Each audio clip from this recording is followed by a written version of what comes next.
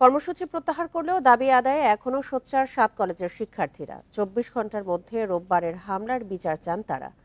এছাড়া ১৫ দিনের মধ্যে নতুন বিশ্ববিদ্যালয়ের রূপরেখা ও ১ মাসের মধ্যে কার্যক্রম শুরুর আলটিমেটাম তাদের। মঙ্গলবার সন্ধ্যায় ঢাকা কলেজে ডাকা জরুরি সংবাদ সম্মেলনে এসব দাবি জানান ৭ কলেজের শিক্ষার্থীরা। রোববার রাতভর সংঘর্ষের পর সোমবার বাতিল হয় অধিভুক্তি। তারপরও ঢাকা বিশ্ববিদ্যালয়ের প্রভিসির পদত্যাগ সহ ৫ দাবিতে আন্দোলন চালিয়ে যাওয়ার ঘোষণা দেয় ৭ কলেজের শিক্ষার্থীরা।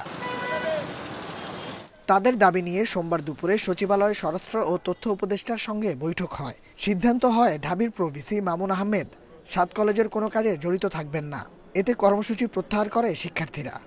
দাবিগুলোর ব্যাপারে অত্যন্ত পজিটিভভাবেই নেওয়া হয়েছে এবং এই বিষয়গুলো বিভিন্ন প্রক্রিয়া অনুসরণ করে মেনে নেওয়া হবে, সেটা আমাদেরকে আশ্বাস দেওয়া হয়েছে। আশ্বস্ত না হওয়ার কোনো কারণই নেই, যেহেতু রাষ্ট্রের সর্বোচ্চ পজিশনের ব্যক্তিবর্গ আসলে আমাদের আশ্বাস দিয়েছেন। কতগুলি দাবি ছিল এবং সমস্যা ছিল, এগুলি নিয়ে আমাদের পুঙ্খানুপুঙ্খানু আলাপ হয়েছে এবং আমার ছোট ভাই যেটা বললেন এগুলি উনি যেটা বলছে এটা সবই ঠিক এবং এইভাবে আমরা এগুলি ব্যবস্থা নিই।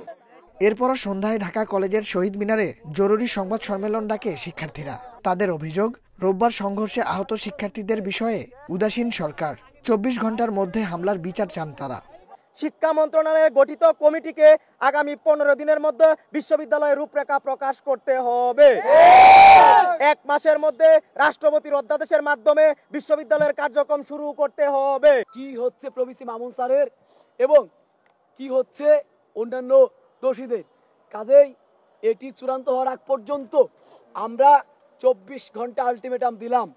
যারা ঢাকা বিশ্ববিদ্যালয়ের অধীনে ভর্তি আছেন, নতুন বিশ্ববিদ্যালয়ের কার্যক্রম শুরু হলে তাদেরকে সেখানে অন্তর্ভুক্ত করার দাবি জানান শিক্ষার্থীরা। আন্দোলন কর্মসূচি করে আসছি। Nahid Kamal, independent news, Dhaka.